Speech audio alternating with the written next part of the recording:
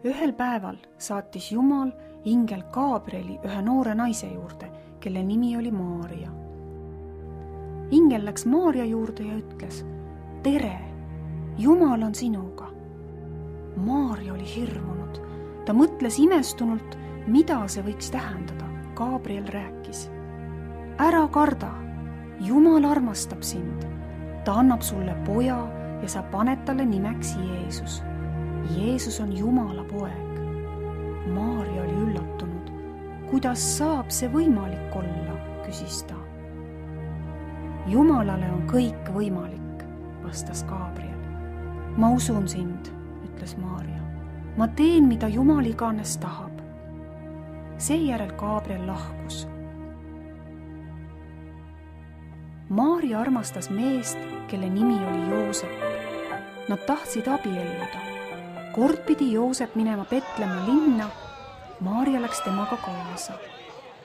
Petlemma linn oli rahvast tulvil. Sinna olid tulnud palju inimesi lähedalt ja kaugelt. Joosep ja Maarja otsisid kohta, kuhu ööbima jääda. Mitte üheski majas polnud nende jaoks ruumi. Kõik voodid olid täis. Inimesed magasid isegi põrandal. Joosep ja Maarja pidid ööbima laudas, kus olid eeslid ja hobused. Lapsuke sündiski sellel ööl. See oli Jumala poeg. Maarja ja Joosep panid talle nimeks Jeesus, nõnda nagu ingel oli öelnud. Nad mähkisid lapse mähkmetesse, et tal soe oleks. Maarja tegi talle sõime pehme aseme. Väike Jeesus magas seal.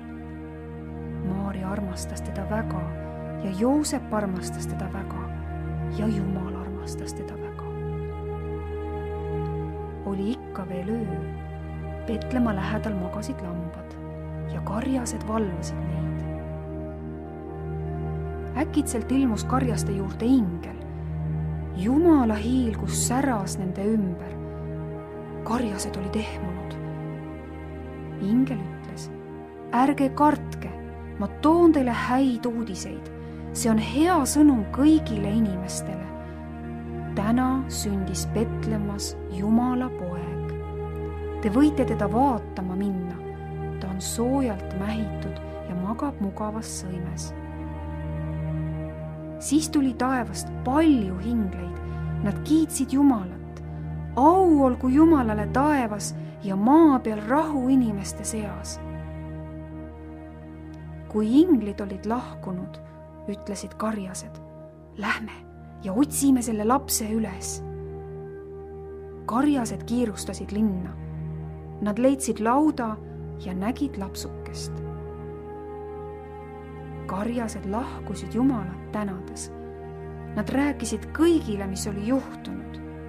Inimesed olid imestunud. Maarjale jäi see imeline aeg alatiseks meelde.